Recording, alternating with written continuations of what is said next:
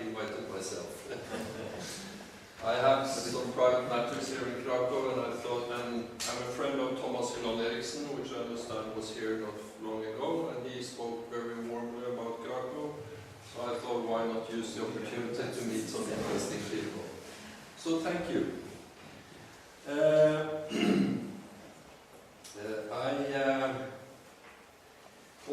And it's always interesting to meet new people, but also, as we talked briefly just before this lecture, it's always a possibility to start cooperation on projects or applications and stuff. So that's always a possibility, which is very nice to have. Okay, and I'm also, I always forget the name of this university, but I've seen the name so many times, but Jagiellonian University? Jagiellonian. Okay. It's of course, I googled it, of course, and found out it was this, at least in Wikipedia, the Norwegian version of Wikipedia, it said that it was the second oldest Central European university, and that's something to be proud of.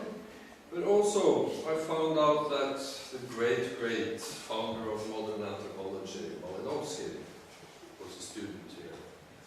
Not in social sciences, but in engineering, I think. Philosophy, right. And he took his doctorate in philosophy, right. And the reason why I mention this is not only to be polite, because I think I have a closer professional relationship to Malinowski than most of the other anthropologists I know, and I'll tell you that story. But before I tell, because it has relevance for what I'm going to talk about. But before that, I'll just say some more words about the background for this talk. When I communicated with Marcin, we were discussing what would be most interesting for me to talk about for you people, and we came up with the background is that next year in Routledge there's a book coming, From Audiences to Users, Everyday Media Culture in Africa, where I have a theoretical chapter, and edited by Wendy Willems and Winston Marlowe. And we found out that that might be an interesting issue to dive into. And I also have to say a few things around that, because what I advocate about media anthropology is not without its controversies. I swear to what I call a radical practice theory, focusing on practice as the basis for understanding society. And Wittgenstein is one very important inspiration for me. I'll come back to that too. So not everything I say here is obvious that it's true, but this is my position on this issue. The other thing is that, of course, the point is that, as I titled, the title is A Case from Africa. So the points I make here has general significance for anthropology and ethnography, and it's not just related to Africa. But it's always nice to anchor arguments into some concrete empirical reality. Okay. Africa, Southern Africa. I did my field work in Botswana, somewhere in here, in the Kalahari Desert. I did it back and forth in a period from 1990 to 1993, so it's 20 years plus ago.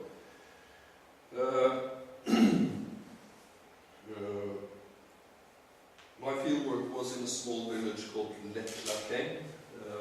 This one. This is taken from where I lived. It's part of the village, and it was in many ways classical anthropological fieldwork. I stayed there for 3/4 of the year. I was the only non-African person in that village.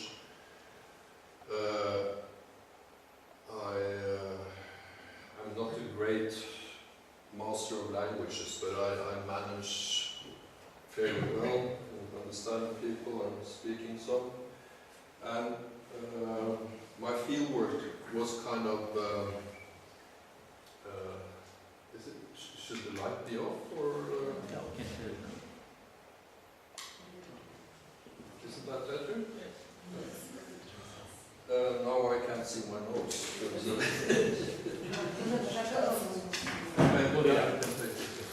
Yeah, that's nice.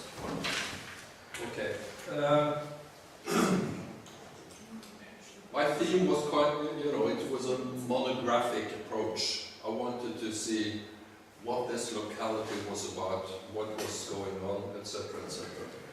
So, by the way, Marcin, could you remind me when I've talked approximately half an hour, because I've forgotten my mobile phone and I don't have a watch, so thank you. Yeah, general look into how village life was, their economic activity, political, social, etc., etc. So I dived into every conceivable topic of their everyday life, and these are just some snapshots. This is a picture of my neighbors where I lived. This is a drinking. There was a lot of alcohol consumption there, very much.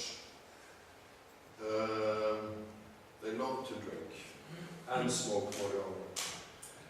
And actually, it became a problem because when I came the first time, I thought that I should walk around, present myself, so I arranged these meetings in the middle of the day, and the first 2 or 3 meetings, there were so many dead drunk people that I couldn't kind of communicate why I was there. And so my plan was, okay, I'll start the meetings earlier, so I started at 8 o'clock in the morning, still drunk people. And so it just illustrates the extent of drinking in this village. But anyway, at that time there was no electricity, no running water, no nothing of that sort. And of course there were extremely few media. There were newspapers that was driven from the capital every day, so it came at 1 o'clock a day. Government official, boring official government newspaper, and they had radios, no television, nothing. But of course, this village was not that far from a modern, globally linked country. Botswana is special in the sense that it has had an explosive economic growth. Diamonds, coal, gold, you name it, they have every kind of mineral and have become one of the richest countries in Africa. So things are changing very fast. I went back to Botswana last year, early 2012, and the capital was, I could hardly recognize the city, but even then, in the early 1990s, it was very modern, very globally connected in any way. So, this was the background and the situation for me in the field work in the early 1990s. However, the problem was that my strong, intense experience of being in the field was that I couldn't find any kind of ordering principle. You had the great variety in people's lifestyles, in their perspectives, what you call culture. It was really chaotic, and there were, of course, many good explanations for the diversity and the rapid pace of change. But my problem as an anthropologist was that I kind of thought I needed some idea about some common culture, which is kind of difficult to leave out when you're an anthropologist, was an anthropologist in the 90s, and I would say still that's a challenge. So I tried every kind of conceivable approach to understand this diversity, this chaos that I felt that I had encountered in the field. I tried everything I could think of analytical approaches, and I couldn't really find any ordering principle that would help me analyze my material. And I know that's quite a common feeling when you've been out in a fieldwork like I did, which is very different from what your own reality is. But still, I thought that I wanted to find some kind of... I wanted to take seriously the fact that there were so diverse realities in the village. So I wasn't content with just trying to find some kind of common idea of an essential culture, and that everything that I had observed was kind of a variation of this principle. I thought that so much diversity, okay, I have to find some analytical approach that in fact does not violate that fact, that empirical fact. And I tried everything: historical perspectives, Marxist perspective, structuralist perspectives, etc., etc. In the end, I got very, very frustrated because, you know, it was my doctoral degree that was at stake here. And I sat down, I went home and I sat down and thought, I tried to rid myself of all my anthropological tools and my socialization as an anthropologist, and tried to think, what kind of life do they live? And that's when drinking became relevant. I thought, okay, they're drinking a lot of beer. Interesting. And I thought, okay, because they were actually having a lot of extramarital sex too, what in professional terminology we call it sexual networking. So that was, okay, so I started actually listing up the things that I had observed, but kind of just pushed away because I was searching for some kind of ordering principle. So in the end I had a list of things that I had actually observed that people did.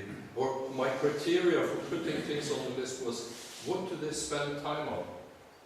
Having the idea that if they actually are willing to spend a lot of time on something, it must be important for them.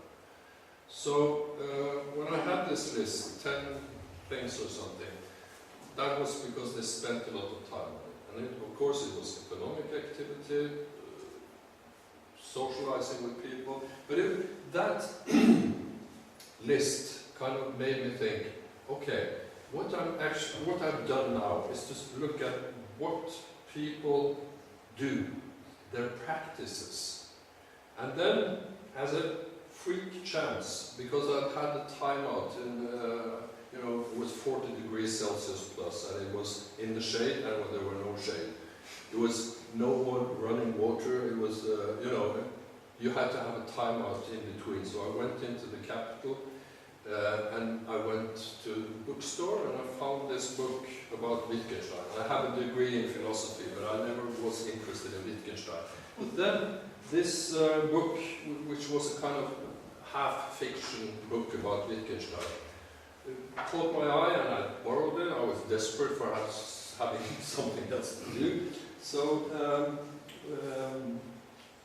I started reading it, and that was kind of bang for me. That was a turning point, actually, for my whole career.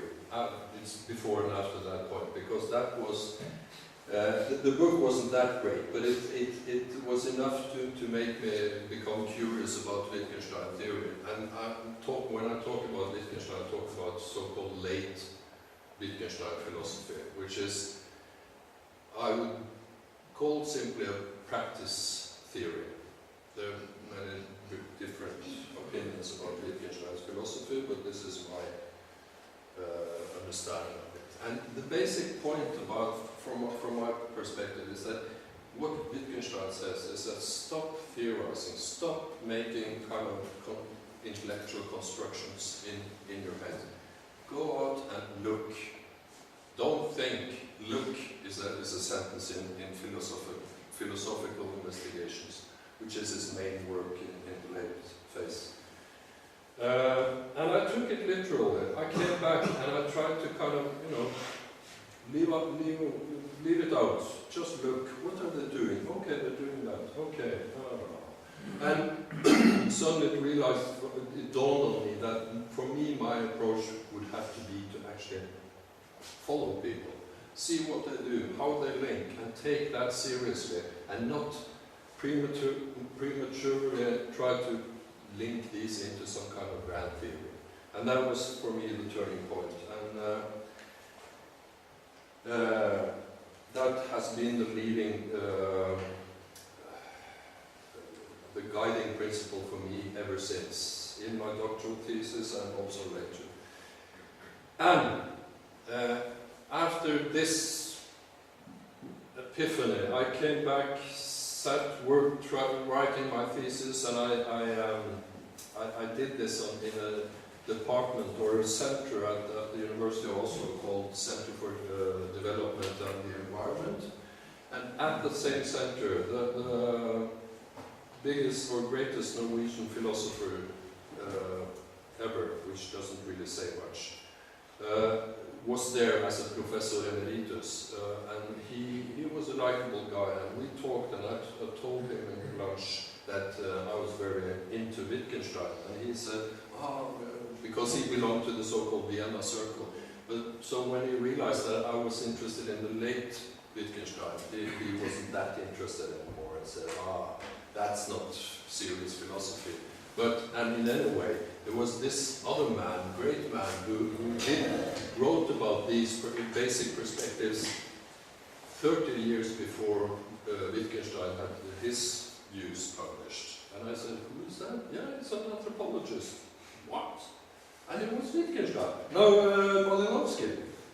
And it was this article. I don't know if you know it well or whatever, but so I immediately got hold of that book chapter, The Problem of Meaning in Primitive Languages. And he was right. It was the same views. Published in 1923. The Philosophical Investigations is 53, so it's 30 years before.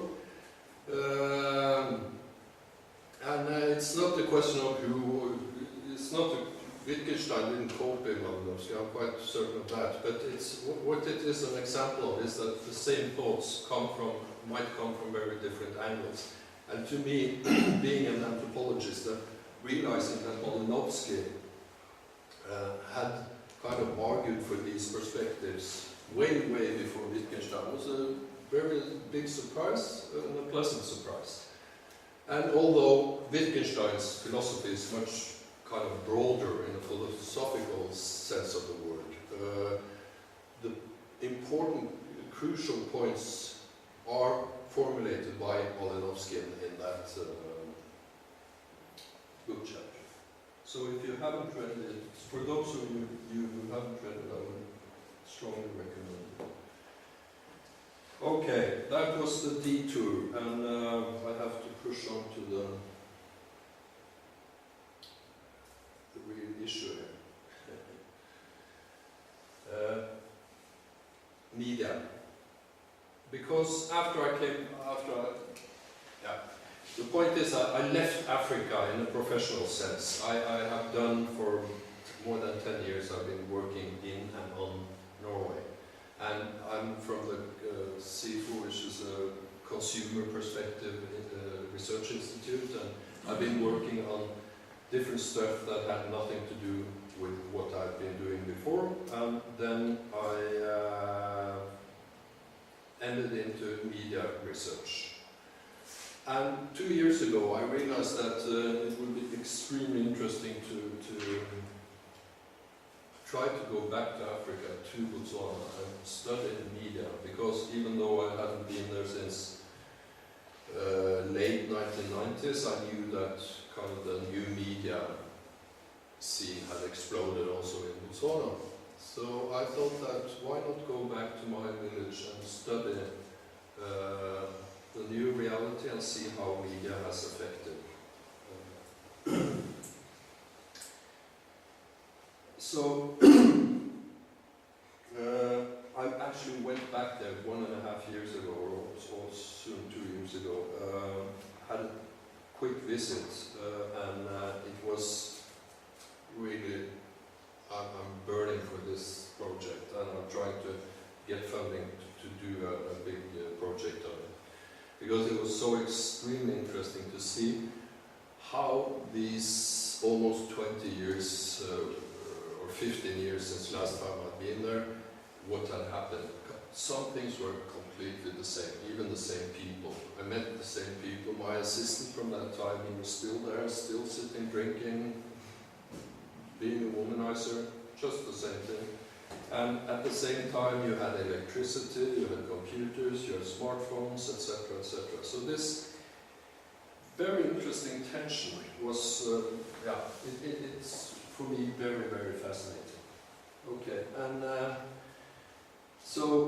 when I then started trying to make a project on media in Africa, I had to sit down and kind of start from scratch and think, what is media in this sense, and why should I, as an anthropologist, study that media? Media is, of course, everything that mediates something, but in this sense, I'm talking about information and communication technologies, everything from newspapers to smartphones, pads, computers, etc., and radios, TVs. Just so that you have to kind of narrow it down. But the point is that, and especially new media is of special interest, because new media are, to a large extent, social media, which is kind of a democratization compared to the old broadcasting media, like newspapers, television, radio. So people have dialogues assisted by information and communication technology, and that kind of opens a new dimension in media, the relevance of media for social scientists. Okay, and why study? It's obvious that media, we live in a media-saturated reality. Media are everywhere. And it's in Norway, it's in Poland, and it's in Africa. It's a totally new reality. So, plus, or not plus, but that means simply and obviously that I claim that we can't understand contemporary sociality without including media. Things have changed, and our attention and our focus have to change with it. That's kind of what I'm saying. And when it comes to Africa, it's even more relevant, because ICTs have swamped the continent, and for the first time ever, African economy seems to be steadily growing for the first time. And many people link that to the fact that ICTs have really invaded the continent. And there's so little knowledge about the down-on-the-ground applications of media. You have quite a lot of academic consultancy work on how much technology, media technology is out there, how many handheld units, etc., etc. But to look into how media are interlinked to everyday practices, there's still very little sporadic studies, especially on the new media. Do you agree? I'm not saying that it's not very interesting things taking place, but my ambition is to try to see how these new media are not a part of kind of a segment of society, but is part of the everyday activities of people.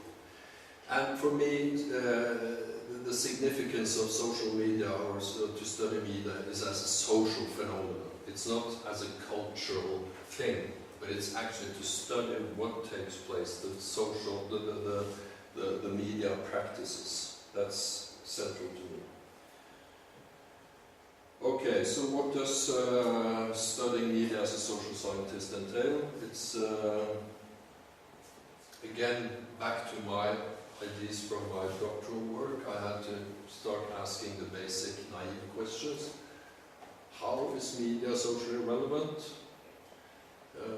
I don't know about you, but to me it's always been a resource to try to kind of take 10 steps back and ask the really basic naive questions, because I have a tendency, which many academians have, to kind of construct and hypothesize and make analysis prematurely, and we forget kind of why are we doing these things. And to me, that's a good way to go wrong. So it's a question how it's socially relevant, and the basic question is that media, the absolutely most common relevant aspect of media from a social science perspective is that it's used as a means. It's used for something. Of course, it's nothing wrong in studying media as a economic system or a cultural system in a country, but as an anthropologist, for me, the most interesting thing is to study how ordinary people use it in different ways for different purposes. And this idea is what lies behind what's his first name? Anyway, Morley. David Morley, thank you. This is a small article. I forgot to put in the full reference, but I think it's called, no, I can't remember just now, here and now, but it's in this small article, and if somebody is interested in getting the full reference, they can always mail me. Marcin has my mail address. He advocates what he calls a non-media-centric media study, which is simply that in order to understand the social significance of media, then you have to see how it's used for something else. So, therefore, the crucial set of questions are to ask what media are used for whom, for what ends, when, in what context.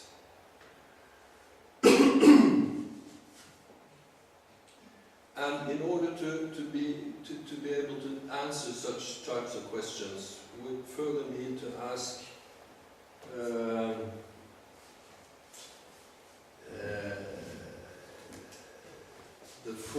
the wider social context, which is basically what I've been saying several times now. So, and that wider social context is often called culture. And this brings us back to Wittgenstein and Malinowski, because the crucial point here is that I think it's analytically wrong to look at culture as some kind of essential belief system which all observable variants are just variations of. You know, it's the basic structuralist idea that from Saussure and Jacobson about the langue and parole distinction. I guess most of you know about it. You know, the langue as the logical underlying system, almost transcendental system of meanings, which are the logic behind the empirical appearances, which are parole. So parole is speech, langue is language. And for the structuralist anthropologists and, of course, linguists and other social scientists, the parole, the speech acts were only means to get to uncover the logic of language as an eternal transcendental system. This is not what I advocate. And Malinowski and Wittgenstein are my weapons in this perspective, that meaning is always use. There's nothing outside of the actual use of language that you can call a meaning. Meaning is use. Both Malinowski and Wittgenstein have formulations of that kind. And what that means is that you can't, if you're going to understand media as part of the culture, you can't, the approach cannot be that now I'm going to use this piece of empirical data, now this to uncover something which lies behind. It's rather, if to use, in my head, to use culture as a sensible term, it has to be kind of just a cover term for the myriad of different practices that actually unfold. And as scientists, we can, of course, try to make a kind of a model of this myriad, but we should not mistake the model for reality. The model is not kind of a langue that explains anything. It's relatively new philosophical trend now called, or I don't know if it's very new, but called a critical new realism, which one of the big names is De Landa, which is a Spanish philosopher. And his phrase is that we have to deal with the so-called flat ontology, that we are not going to use explanations of another ontological form than what we're going to explain. But that's another thing for those who are especially interested. Anyway, the point is that Wittgenstein and Malinowski are inspirations for practice-founded, practice-oriented approach to media studies. And I just give these two references just to, that's my doctoral degree, where I kind of put into words all these arguments I've been telling about, or these perspectives. And the other one is my theoretical approach to how media should be studied by anthropologists. Okay, so the crucial question is how to do this in practice when one is doing fieldwork, when one is trying to make sense of a mixed and complex reality out there.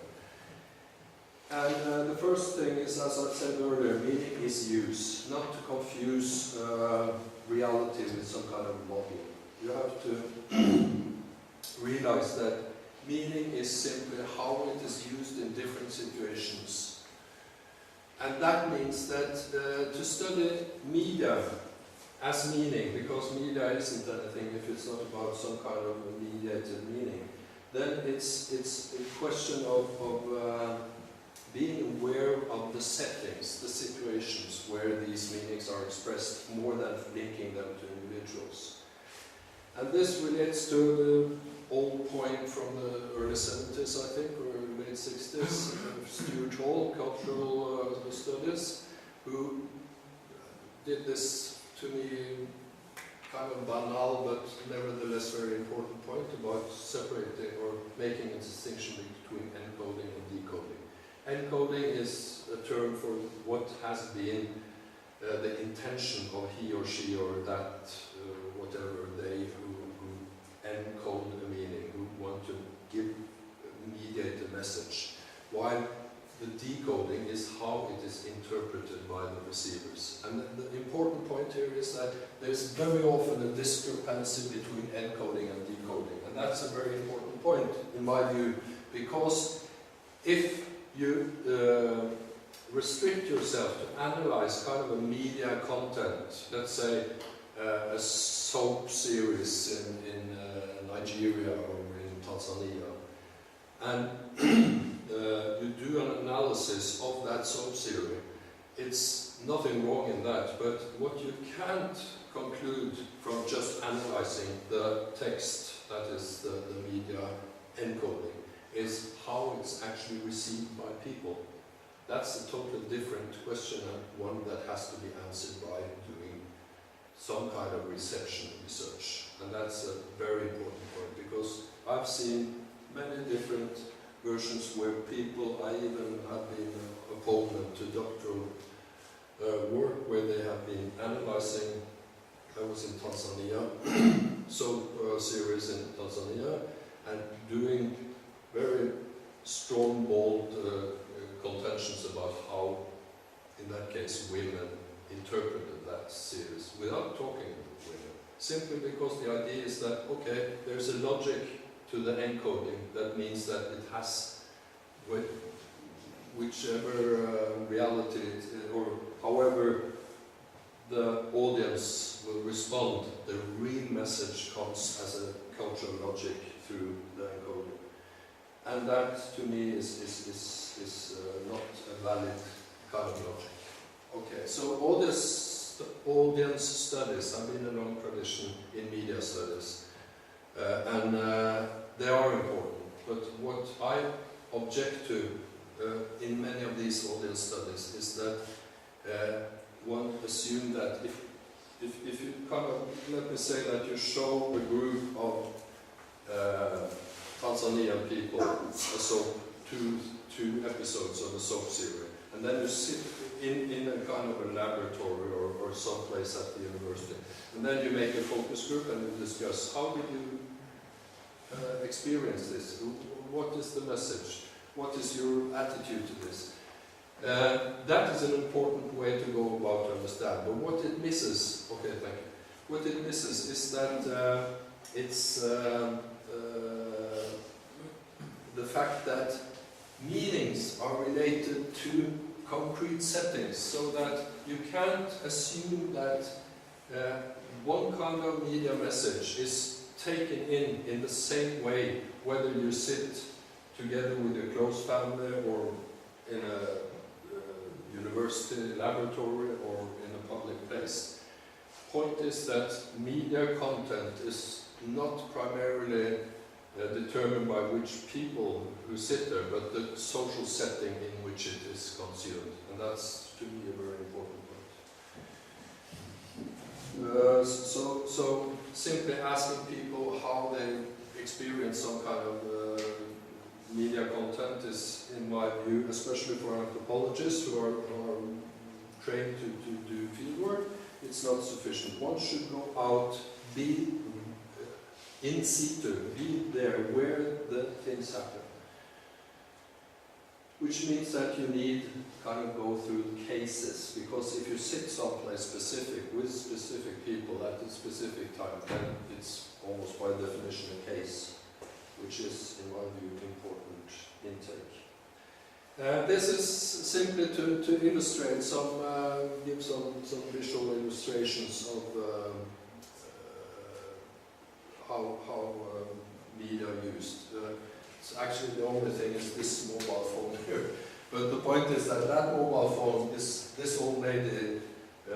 It's her mobile phone. It's an old Nokia 3310 or whatever it's called. I think had she sold it in Norway, she would get a fortune for it because it's a retro. But the point is that her children had pushed it on her. She was an old lady living by herself, and they were very anxious about she being able to take care of herself. So they had insisted that she should have a mobile. The point when I started pushing her to, how do you turn it on? Can you show me how you use it? She didn't know how to turn it on. The battery was flat, and she had obviously no competence in using a mobile phone. So that is one variant. The other variant is as the two pictures you see here from the capital. Here's an ordinary guy who's SMSing on his mobile phone, and here this is trendy young Botswana woman who, it's too bad, it's a pink. I was so fascinated because her mobile phone was in the same kind of color as her top, pink, and she was really stylish woman. And you know, it was display. It was status, and she was sitting there. I sat on a table next to her, and I observed her and many other people there. And she was, you know, she sat there with the other girl, and they hardly talked at all. They sat and SMS'd and talked and SMS'd and drank coffee and looked around. Kind of a modern youth urban culture. And this. Because that shows that the old idea about modern and traditional is obsolete. It doesn't tell us anything. Here you see what you in the old times called a witch doctor, but this traditional doctor who makes use of modern technology for his own purposes. He was you know, he even has a business address, which is kind of fake, but it's the so-called Broadhurst Mall in Gaborone. And you see all the things he can cure, so you can note the telephone if in case you want to take contact. But anyway, it shows how diverse and interesting and unexpected that the different uses of new technology, media technology, have. And the only approach is to go about grasping practices, observing, noting practices in action, in situ. And cases, as I said, should be at least not the only one, but an important aspect of data gathering. And cases are, in one sense or another, so-called what Gertz calls thick descriptions, that is kind of putting more and more meaning and context on a specific case, and gives a very good starting point for analyzing dynamics and processes that media are involved in. And also, in addition, this is an article I don't think is very well known, but to me it's a very important article. I absolutely recommend it. It's a sensible analysis of what case-based type of analysis is, and claims that, among other things, that it's a very good ground for doing generalizations. Okay, another thing which is very important, obviously, with social media is to map networks, map and analyze networks. And that points, among others, to Bruno Latour and the ANT perspective, that is dictum that you should follow the actor, because obviously social media is about creating networks of some kind of another. And that is a very important aspect of media, to actually not, simply, it's not the old conventional thing about a broadcaster who is having a monologue with an audience, but it's always the dialogical aspect, which is very, very important. Okay, I'll finish now.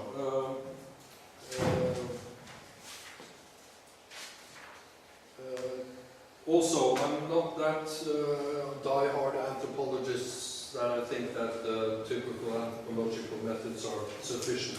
We should use everything available to us, and statistics is actually a very, very important part of what the information that lies out there. It's very often very significant, whatever you're doing. So, statistics, discursive data, hard facts, cases, historical data, etc. It's very important.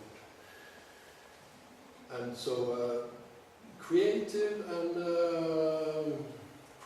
triangulation of different methods, I believe, is the important thing. And the other thing, the analytical aspect of it, is to find the balance between the neat, nice generalizations on the one hand, and the actual diversity and specificity of social practice on it. Thank you. I'm sorry that I used a bit